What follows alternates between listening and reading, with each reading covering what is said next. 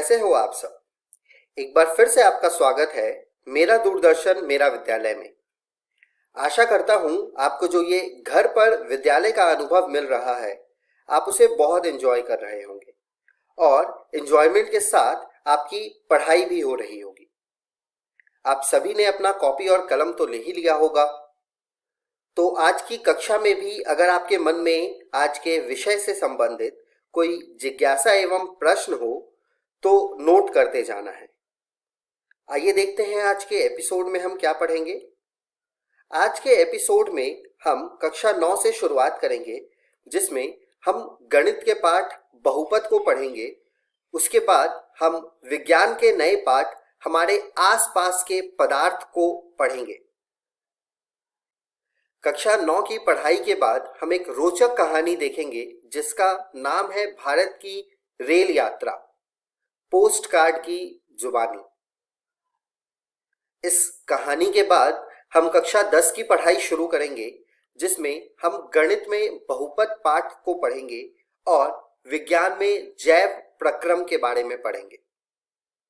तो चलिए शुरू करते हैं आज के एपिसोड को।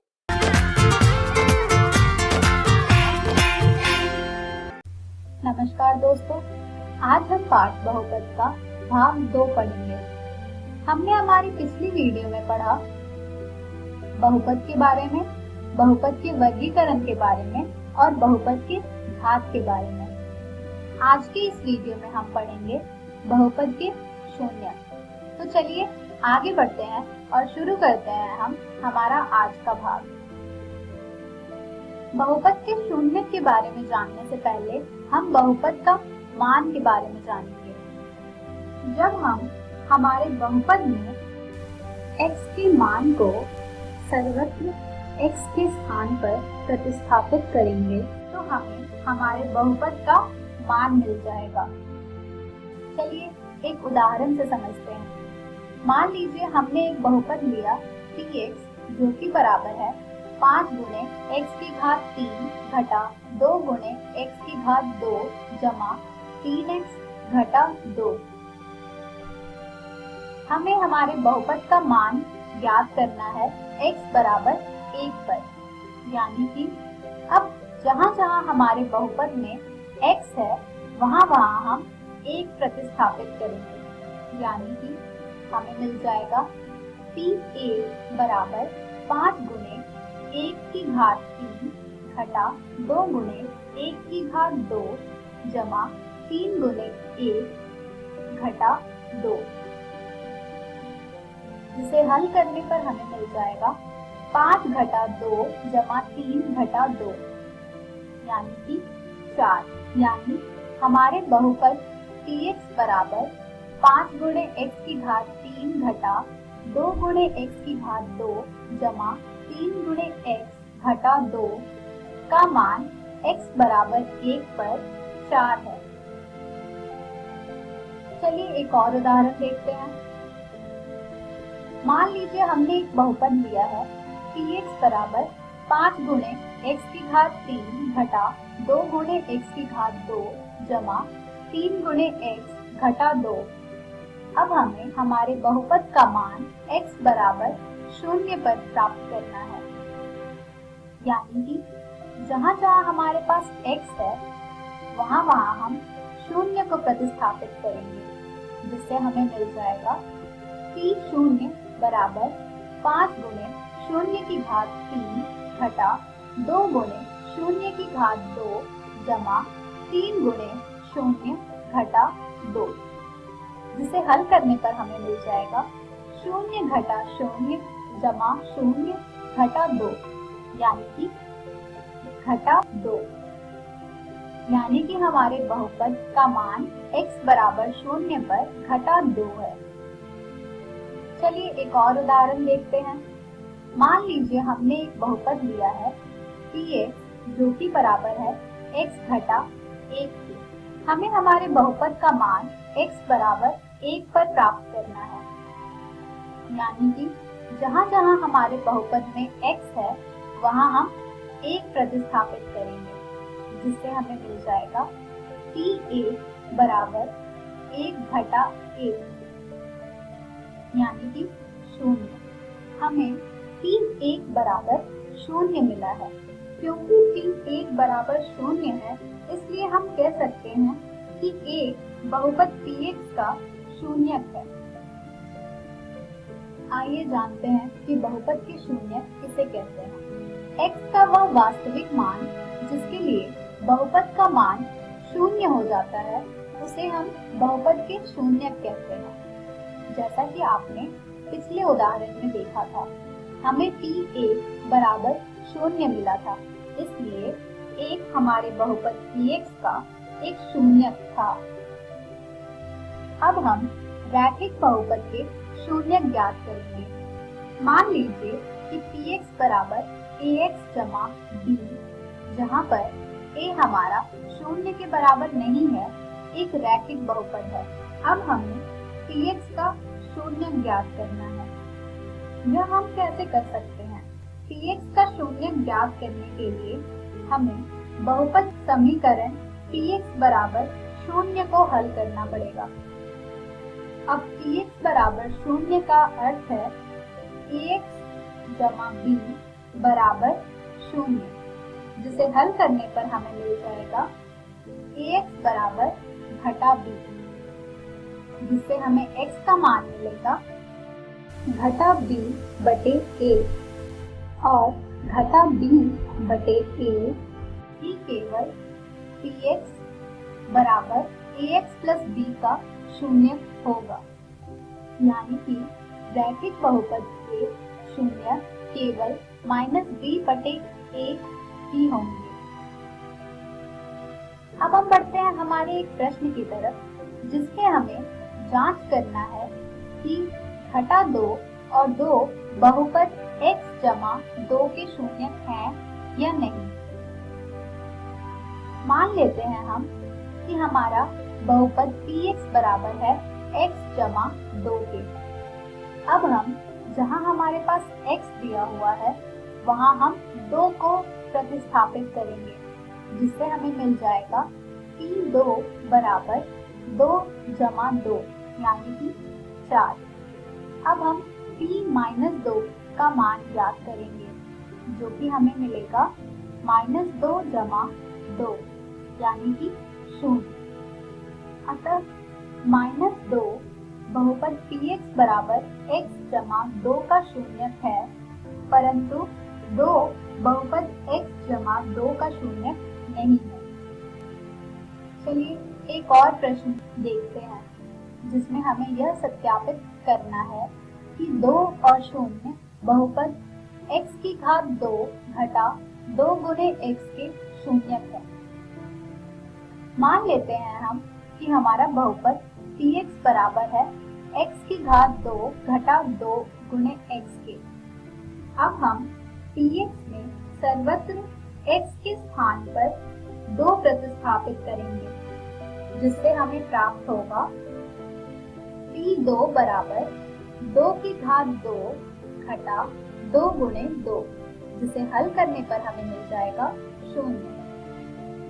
अब हम Px में सर्वत्र x के स्थान पर 0 प्रतिस्थापित करेंगे, जिससे हमें प्राप्त होगा P0 बराबर 0 की घात 2 घटा 2 गुणे 0, जिसे हल करने पर हमें मिलेगा 0।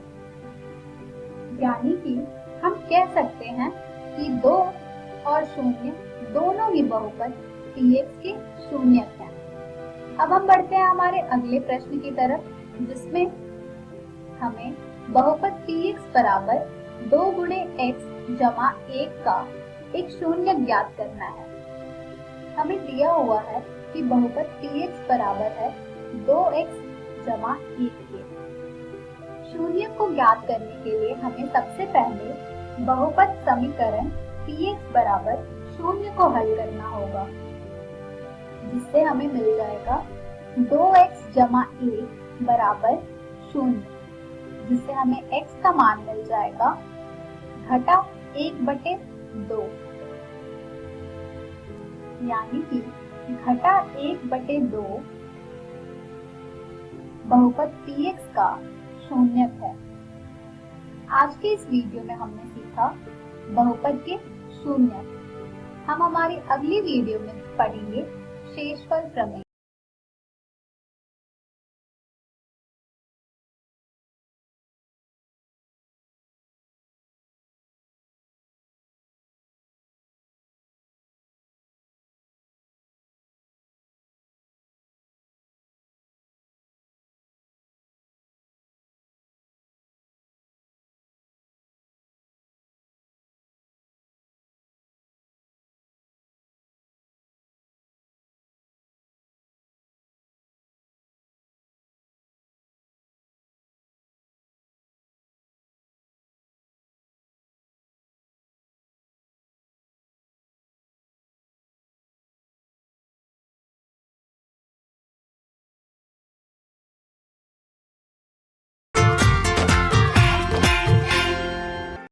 नमस्ते दोस्तों, विज्ञान के पहले वीडियो में आपका स्वागत है। आप नवीं कक्षा में पहुंच गए हैं, काफी बड़े हो चुके हैं। कभी आपने अपनी आसपास की वस्तुओं पर गौर किया है? आपके आसपास बहुत सारी वस्तुएं हैं। अब आप अगर साफ आसमान तले धूप सेक रहे हो तो पेड़ों को देख लीजिए, या बारिश में भीग रहे हो तो आप अपना छाता देख लीजिए, या फिर बारिश की बूंदों पर ही गौर कर लीजिए।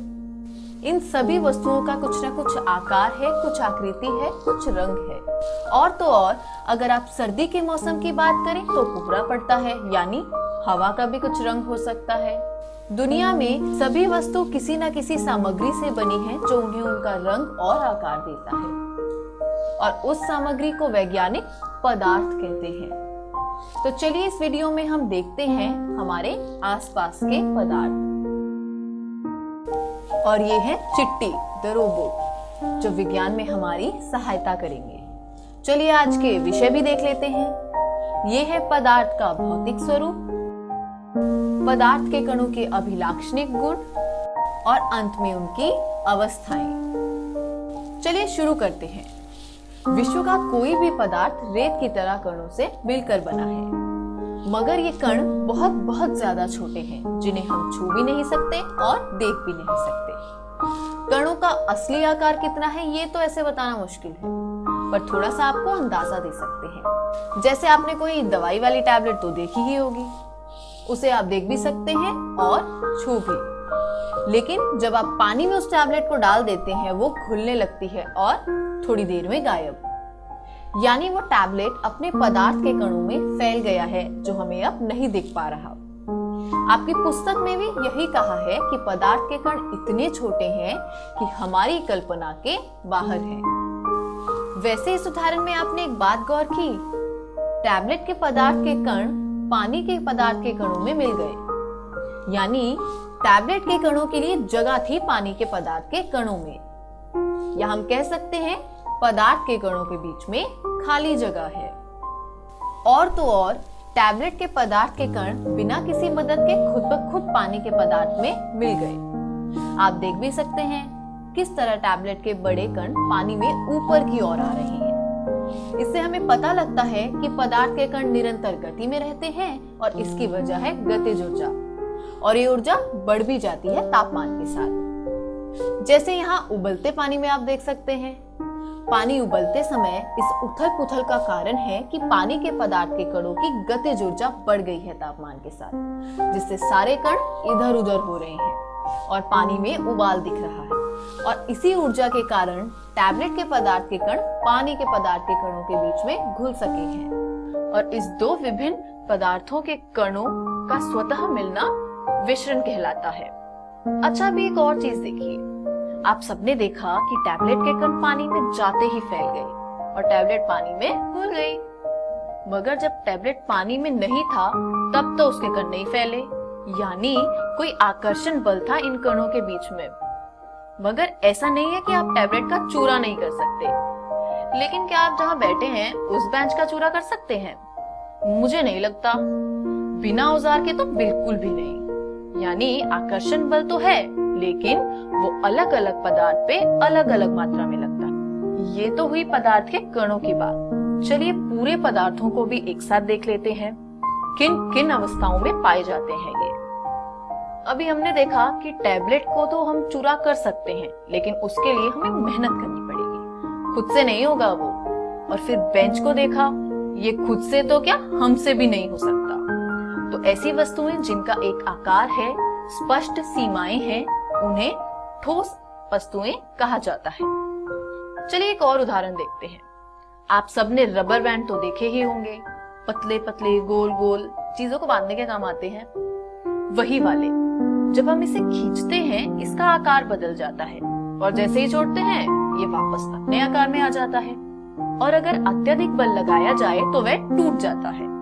यानी पदार्थ की वह अवस्था जिसमें उसके आकार में परिवर्तन ना लाया जा सके उसे ठोस अवस्था कहते हैं। अब रबर बैंड को छोड़िए और चिट्टी को देखिए। यहाँ चिट्टी एक प्रयोग कर रहे हैं जिसमें वे टेस्ट ट्यूब से फ्लास्क में एक रसायन को डाल रहे हैं। यहाँ ध्यान देने वाली बात यह है कि जब रसायन टेस्ट ट्यूब में था तो वह टेस्ट ट्यूब के आकार का था और जब फ्लास्क में आया तब फ्लास्क के आकार का हो गया। लेकिन वो रसायन वही है, उसका आयतन भी उतना ही है और वजन भी, उनमें कोई परिवर्तन नहीं है। और ये सिर्फ यहाँ ही नहीं, कोई और फ्लास्क या बर्तन ले लीजिए, ये रसायन या फिर साधारण पानी भी बर्तन का ही आकार ले लेगा। तो पदार्थ की वो अवस्था जिसमें उसका निश्चित आकार तो नहीं लेकिन निश्चित आयतन होता है उसे द्रव्य अवस्था कहते हैं। हमने ठोस अवस्था देख ली, द्रव्य अवस्था देख ली, लेकिन एक गैसीय अवस्था भी होती है। कहते हैं ये हवा, धुआं ये सब है। अब हवा तो हमने देखी नहीं कभी, बस सांस में ली है। अच्छा हाँ, गुब्बारे याद है आपको? हवा ही तो भरी होती है उसमें। भले ही हवा दिख नहीं रही मगर हवा की वजह से ही गुब्बारा फूलता है। और अगर आपको मेलों में गुब्बारे वाला याद हो तो उसके पास एक सिलेंडर भी होता था जिससे वो गुब्बारों में हवा भरता था। उस सिलेंडर में भी हवा ही भरती है। कभी मिले तो पूछना कौन सी गैस है उस सिलेंडर में।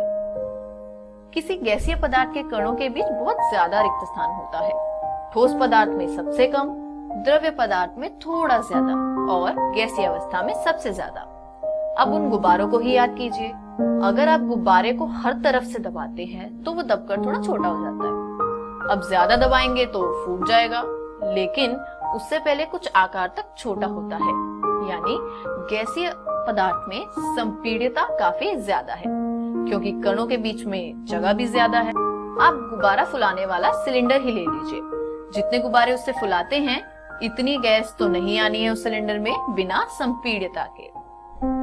अच्छा, और आप सभी को घर में खाने के समय से पहले ही खाने की खुशबू आती होगी, लेकिन रसोई घर से दूसरे कमरे तक ये हुआ कैसे?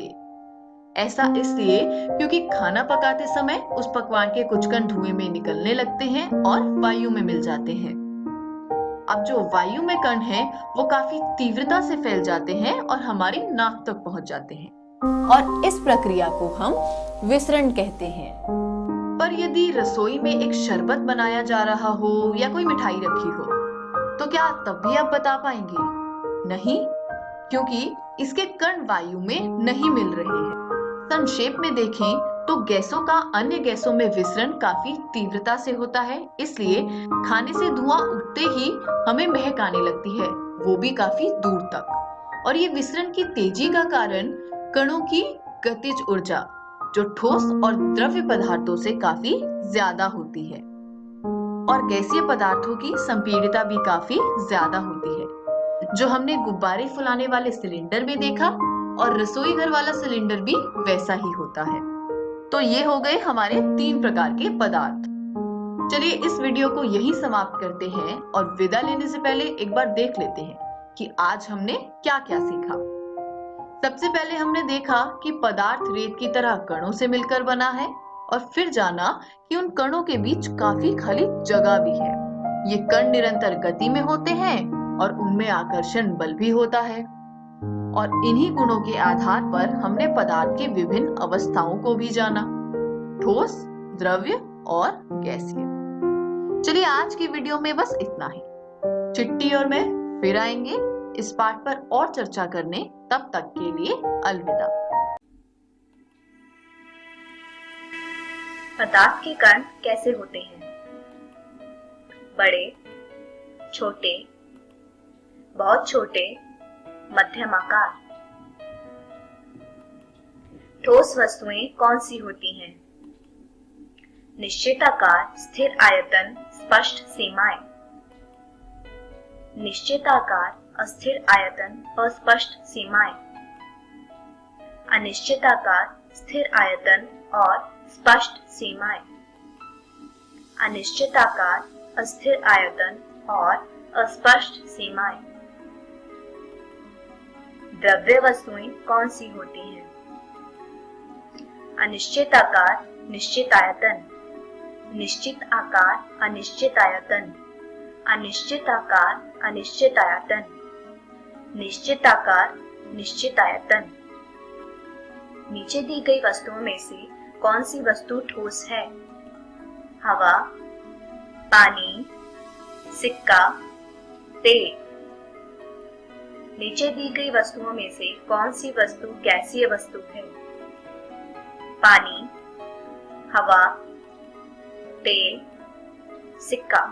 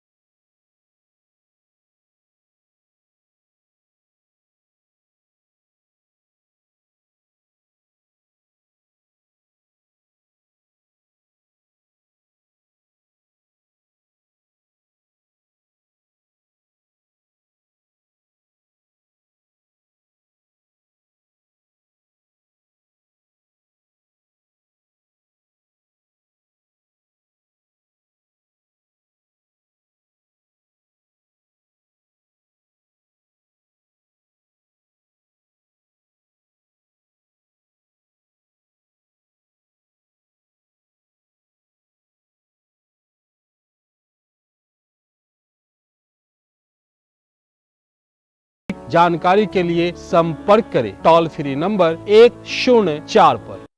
आइए आज की कहानी पर चलते हैं, जिसका शीर्षक है भारत की रेल यात्रा पोस्ट कार्ड की जुबानी, और जानेंगे कि क्या है यह भारत की रेल यात्रा। जीवन की महान भारतीय रेल यात्रा। उद्यमी हर जगह है। एक गांव में बड़े से बरगद के पेड़ के नीचे चटखीले लाल रंग का पोस्ट बॉक्स था।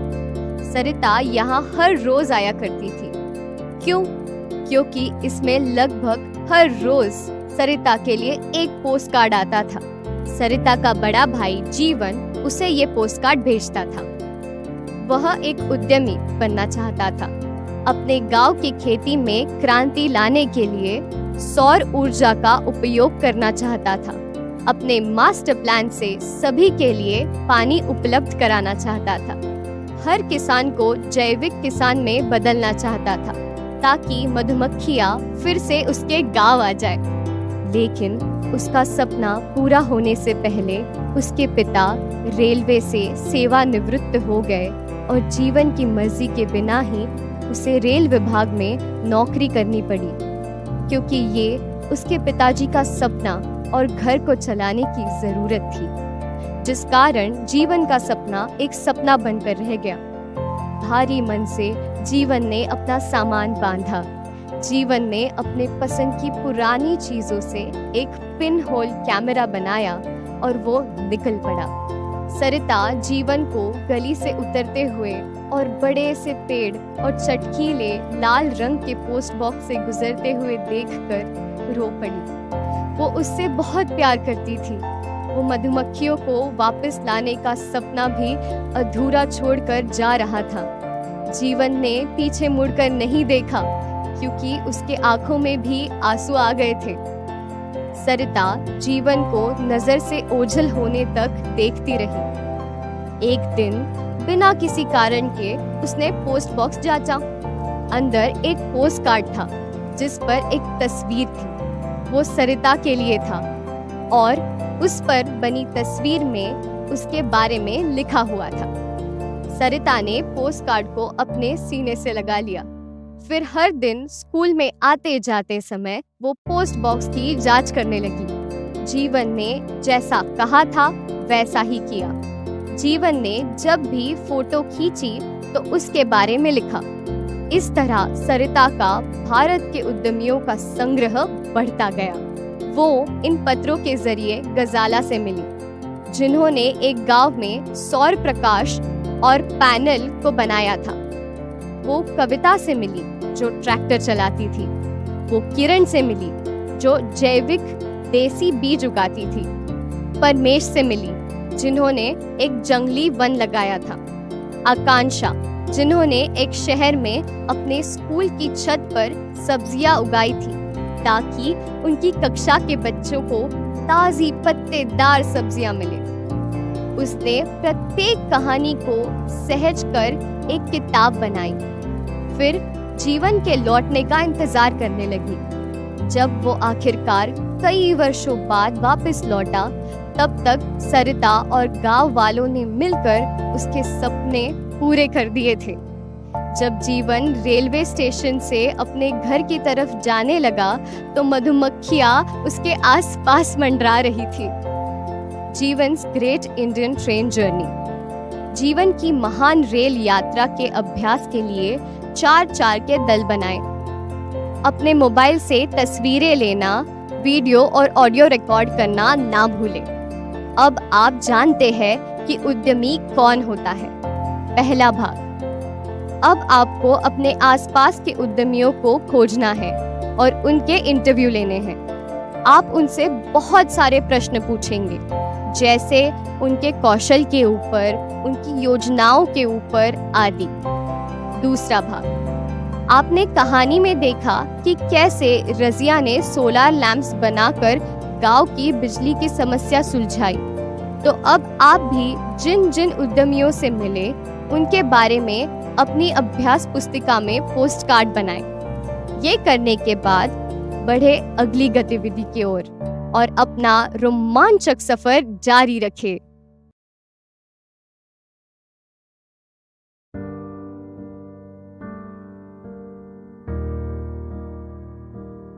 राजू, जरा इधर आना।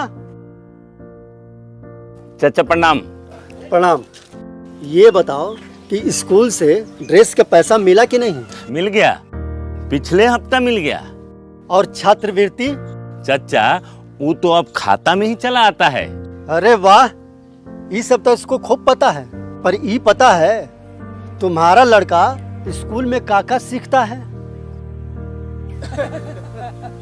ये हंसने का नहीं, सोचने का वक्त है। सिर्फ बैट हाथ में दे देने से कोई सचिन नहीं बन जाता। उसी तरह ड्रेस सिलवाकर पहनाकर स्कूल भेज देने से पिंटू होनहार नहीं बन जाएगा। अब जरूरत है कि माता पिता बच्चे स्कूल में क्या सीख रहे हैं उस पर ध्यान दें। तभी वक्त के साथ ये भी आगे बढ़ेंगे और हम भी। चाचा हम तैयार हैं, क्या आप तैयार हैं? आइए हम मिलकर अपने बच्चों के भविष्य को एक नई उड़ान दें। आज हम पूछेंगे तो कल ये सीखेंगे।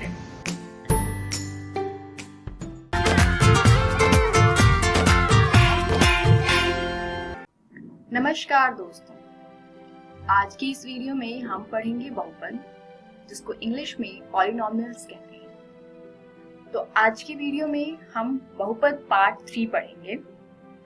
चलिए देखते हैं पार्ट 3 में हम क्या पढ़ेंगे। त्रिघात बहुपद के शून्य को और गुणांकों में समबांध। तो चलिए जानते हैं त्रिघात बहुपद के बारे में। त्रिघात बहुपद का स्टैंडर्ड फॉर्म कुछ इस प्रकार होता है: ax का घन जमा bx का वर्ग जमा cx जमा d। ध्यान रहे इसमें a का मान शून्य नहीं हो सकता है। तो चलिए जानते हैं त्रिघात बहुपद के शून्यकों के बारे में। त्रिघात बहुपद में अधिक से अधिक 3 शून्यक हो सकते हैं। तो चलिए मान लेते हैं कि इसके 3 शून्यक है: अल्फा, बीटा तथा गामा। अब देखते हैं त्रिघात बहुपद के शून्यकों और गुणांकों में संबंध। तो ये है हमारा त्रिघात बहुपद: ax का घन प्लस bx का वर्ग प्लस cx प्लस d। तो चलिए देखते हैं इस त्रिघात बहुपद के गुणांकों और शून्यकों के बीच में संबंध। अल्फा, बीटा तथा गामा अगर इस त्रिघात बहुपद के शून्यक है तब alpha plus beta plus gamma बराबर होगा माइनस बी बटे ए के, जहां पर b जो है वो x वर्ग का गुणांक है तथा a x घन का गुणांक है।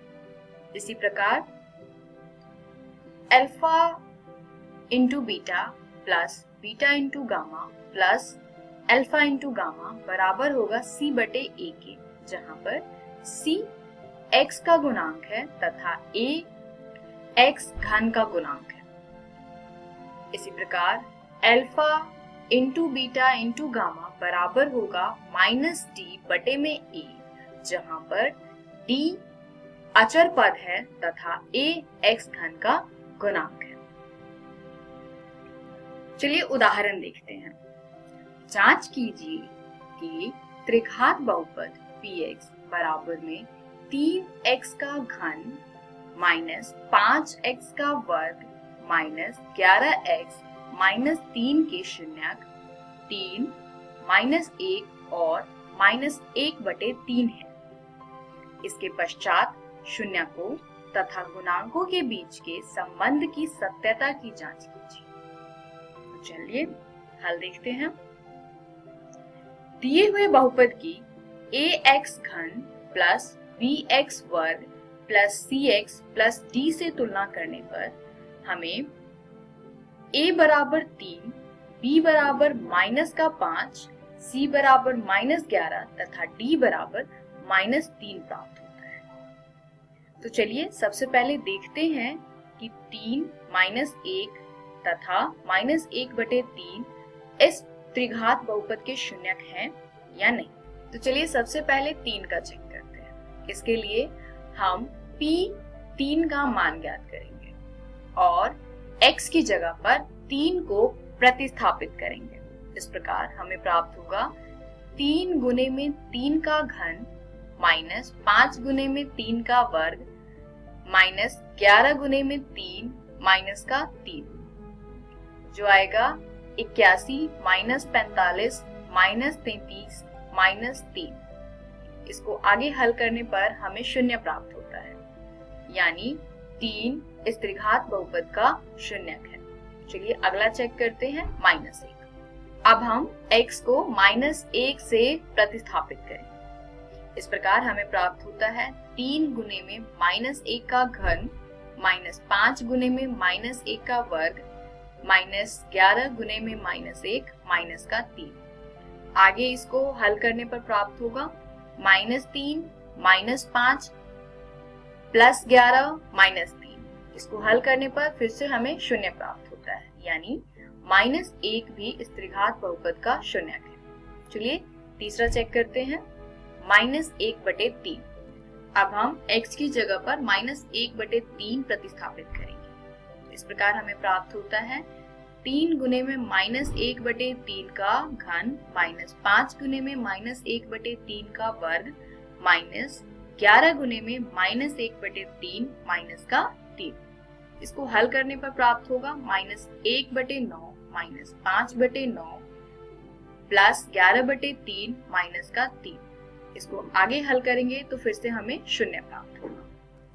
अतः 3x का घन माइनस 5x का वर्ग माइनस 11x -3 के शून्यक 3, -1 और -1/3 है। इसलिए हम मान लेते हैं अल्फा बराबर 3 है, बीटा बराबर -1 है तथा गामा बराबर -1/3 है। अब alpha plus beta plus gamma बराबर होगा 3 प्लस -1 प्लस -1/3, यानी कि 2 -1/3, जिसको हल करेंगे तो हमें 5/3 प्राप्त होगा। तो शून्यकों और गुणांकों के संबंध के हिसाब से ये बराबर होना चाहिए -b/a के। चलिए चेक करते हैं क्या ये -b/a के बराबर है या नहीं। a का मान है 3, b का मान है -5, c का मान है -11 तथा d का मान है -3, और ये 5/3 बराबर होना चाहिए -b/a के। तो यहाँ पर b का मान है -5 तथा a का मान है 3। अब हम b और a को प्रतिस्थापित करेंगे -5 और 3 से, तो हमें प्राप्त होगा माइनस का -5/3 यानी कि 5/3। तो आप देख सकते हैं alpha plus beta plus gamma का मान 5/3 है तथा -b/a का मान भी 5/3 है, यानी यहाँ पर alpha plus beta plus gamma का मान -b/a के बराबर है। चलिए अगला चेक करते हैं, alpha beta plus beta gamma plus alpha gamma. तो चलिए इसमें अल्फा बीटा तथा गामा का मान रखते हैं। 3 गुने में -1 प्लस -1 गुने में -1/3 प्लस 3 गुने में -1/3, जिसका मान आएगा -3 प्लस 1/3 माइनस का 1, यानी -11/3। ये किसके बराबर होना चाहिए? c/a के। तो चलिए चेक करते हैं क्या ये c/a के बराबर है या नहीं। तो -11/3 बराबर होना चाहिए c/a के। c का मान है -11 तथा a का मान है 3, यानी c/a का मान हो गया -11/3। तो आप देख सकते हैं कि alpha beta plus beta gamma plus alpha gamma का मान -11/3 है तथा c/a का मान भी -11/3 है, यानी alpha beta plus beta gamma plus alpha gamma बराबर है c/a के। चलिए लास्ट चेक करते हैं, अल्फा बीटा गामा यानी कि alpha into beta into gamma.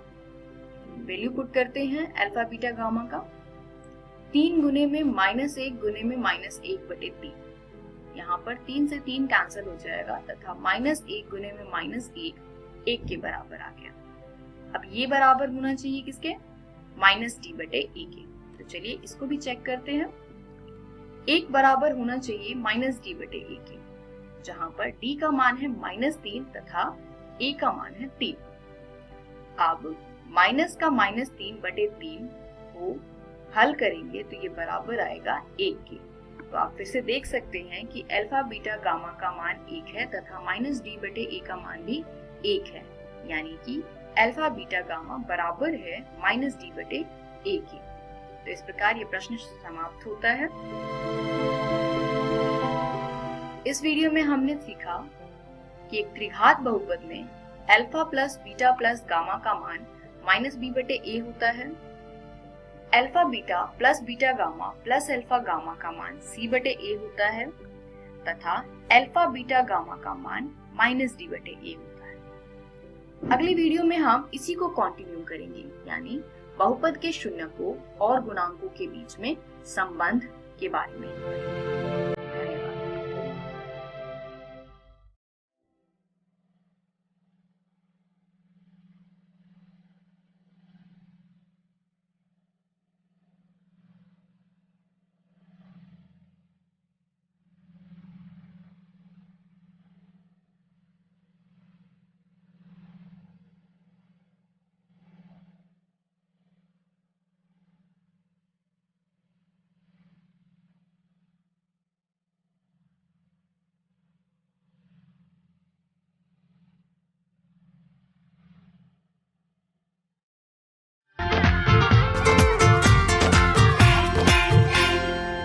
नमस्कार दोस्तों, आज जो हम अध्याय करने जा रहे हैं उसका नाम है जैव प्रक्रम। आज हम इसका दूसरा भाग करेंगे। तो चलिए जानते हैं कि इस भाग में हम क्या क्या जानने वाले हैं।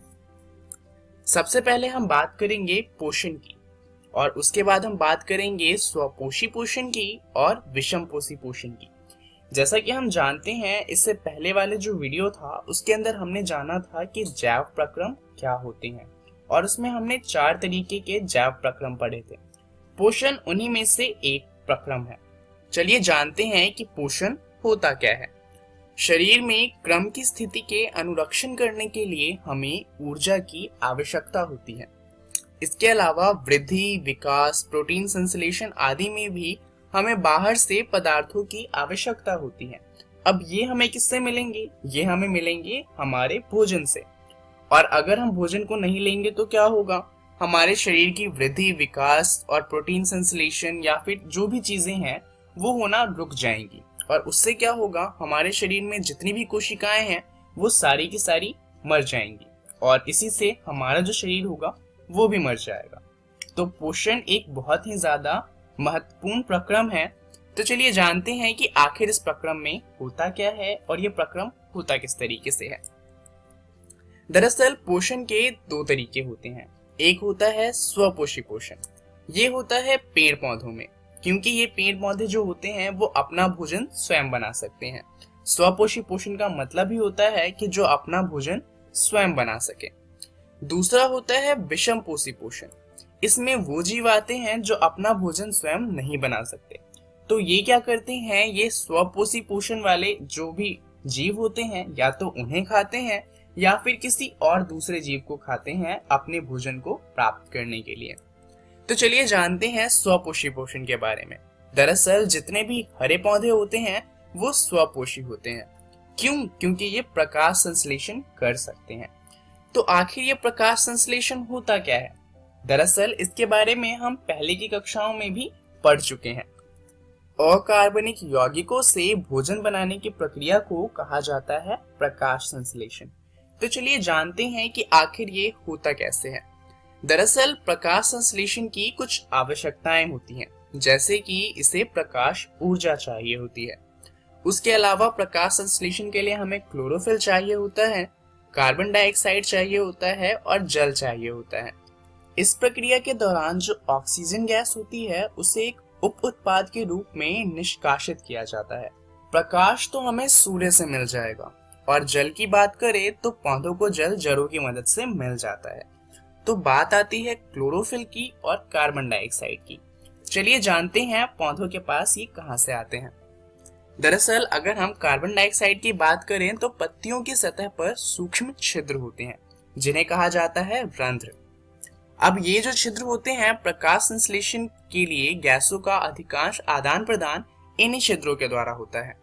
दरअसल होता क्या है कि इन छिद्रों के आसपास होते हैं गार्ड सेल। गार्ड सेल में क्या होता है कि जब इनमें पानी जाता है तो ये फूल जाते हैं और ये ओपन हो जाते हैं, जिससे जो गैस होती है वो अंदर जा सकती है और बाहर आ सकती है। परंतु जब इन गार्ड सेल से पानी निकाल लिया जाता है तो ये सिकुड़ जाते हैं और जो छिद्र होता है वो बंद हो जाता है। तो इस तरीके से जो पौधे होते हैं उनके पास कार्बन डाइऑक्साइड गैस आती है। पत्तियों में क्लोरोप्लास्ट होता है जिसमें क्लोरोफिल होता है। तो पौधों को क्लोरोफिल किसी और से लेने की जरूरत नहीं होती, क्योंकि पौधों के पास ये पहले से मौजूद होता है क्लोरोप्लास्ट के अंदर। अब क्लोरोफिल का काम क्या होता है? दरअसल प्रकाश संश्लेषण के लिए क्लोरोफिल बहुत ज्यादा आवश्यक है, बिकॉज ये प्रकाश को सोख लेता है, और क्योंकि प्रकाश को सोख लेता है तो प्रकाश की ऊर्जा की मदद से ये अपना भोजन बना पाता है। तो चलिए जानते हैं कि आखिर इसका समीकरण किस तरीके का है। ये समीकरण बहुत ही ज्यादा महत्वपूर्ण है, तो इसे याद कर लीजिएगा। दरअसल हमने पहले की कक्षाओं में जो समीकरण पढ़ा है वो कुछ इस तरीके का है। जब कार्बन डाइऑक्साइड गैस और जल अभिक्रिया करते हैं क्लोरोफिल और प्रकाश की मौजूदगी में, जो कि हमें सूर्य से मिलता है और क्लोरोफिल पत्तियों के पास होता है, तो हमें मिलता है कार्बोहाइड्रेट और साथ में मिलता है ऑक्सीजन गैस। परंतु ये जो अभिक्रिया है ये पहले की कक्षा के लिए है। अभी के लिए जो आपको अभिक्रिया याद रखनी है वो अभिक्रिया है कि जब 6 कार्बन डाइऑक्साइड गैस के मॉलिक्यूल अभिक्रिया करते हैं 6 जल के मॉलिक्यूल से क्लोरोफिल और प्रकाश की मौजूदगी में, तो हमें मिलता है ग्लूकोज, जिसका सूत्र होता है C6H12O6 और साथ में हमें मिलता है ऑक्सीजन गैस। तो ये जो नीचे वाली समीकरण है आपको अब ये याद रखनी है, क्योंकि दरअसल जो ऊपर वाली समीकरण है वो उतने अच्छे से चीजों को एक्सप्लेन नहीं करती। तो चलिए अब बात करते हैं कि आखिर कार्बोहाइड्रेट से होता क्या है। दरअसल ये जो कार्बोहाइड्रेट हमें इस अभिक्रिया से मिलता है, ये पौधों को ऊर्जा प्रदान करने में प्रयुक्त हो जाता है। परंतु जो पौधे होते हैं वो सारा कार्बोहाइड्रेट एक ही बार में इस्तेमाल नहीं कर लेते। दरअसल वो कुछ कार्बोहाइड्रेट को इकट्ठा करके भी रख लेते हैं, क्योंकि हम जानते हैं कि रात के समय प्रकाश संश्लेषण नहीं हो सकता, परंतु पौधों को ऊर्जा तो रात के समय भी चाहिए।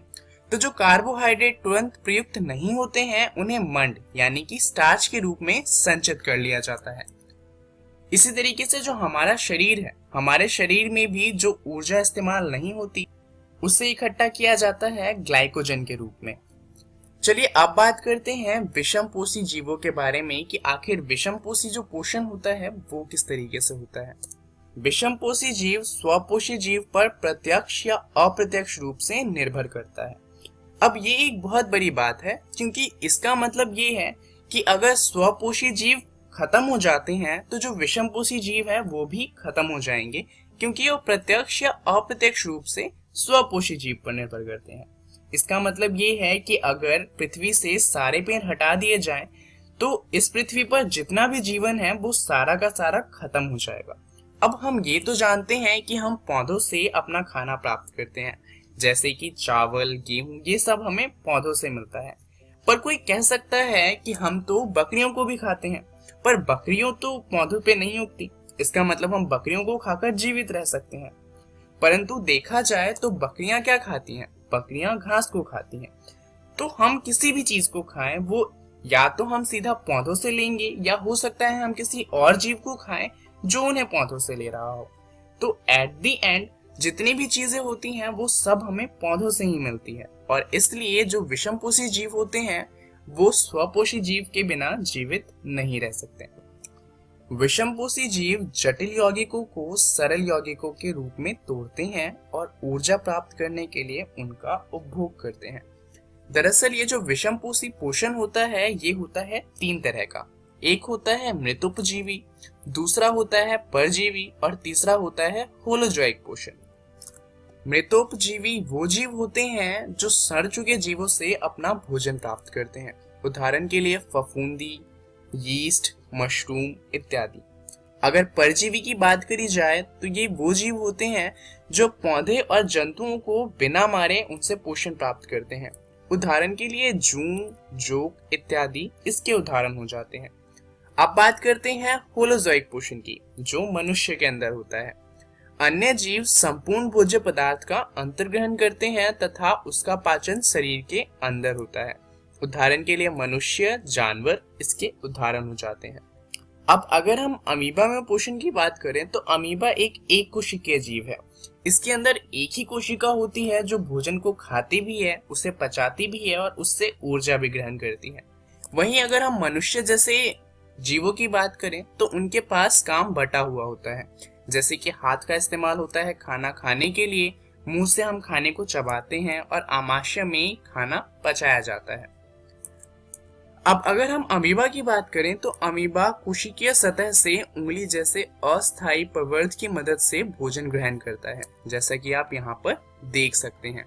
यह प्रवर्ध भोजन के कणों को घेर लेता है तथा संगलित होकर खाद्य रिक्तिका को आप यहाँ पर देख सकते हैं।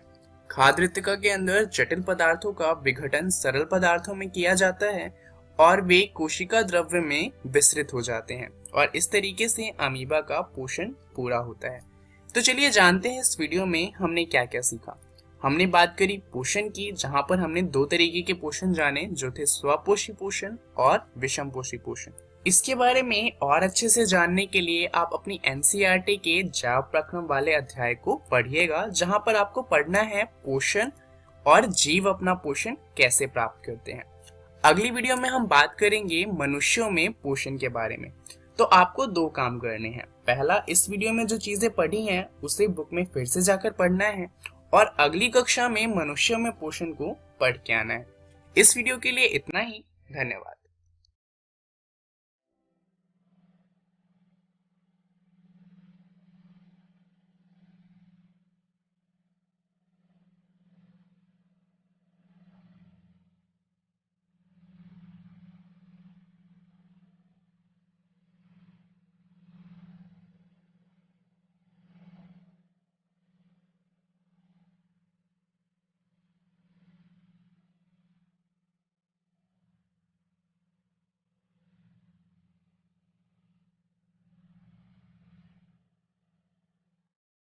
कोरोना वायरस जैसी महामारी से बचाव के लिए देश भर में लॉकडाउन है। बच्चों को सुरक्षित रखने के लिए विद्यालय बंद किए गए हैं। इस परिस्थिति में आपका मोबाइल ही आपका विद्यालय बन सकता है।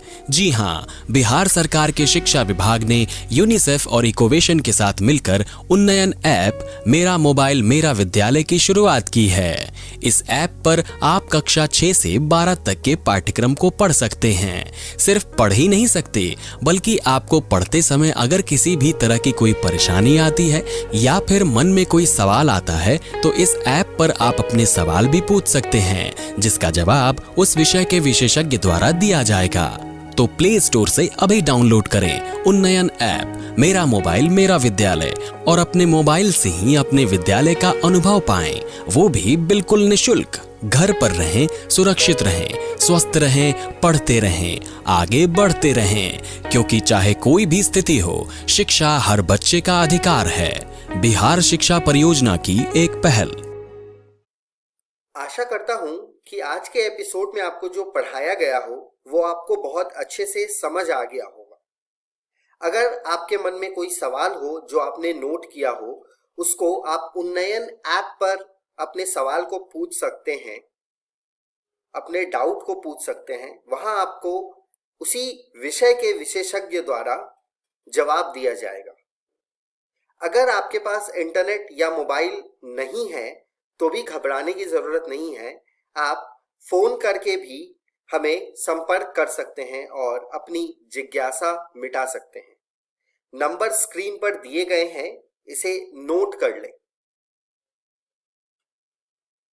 आप हमें ईमेल भी कर सकते हैं। ईमेल के लिए ईमेल आईडी स्क्रीन पर दिया गया है, biharunnyan@gmail.com।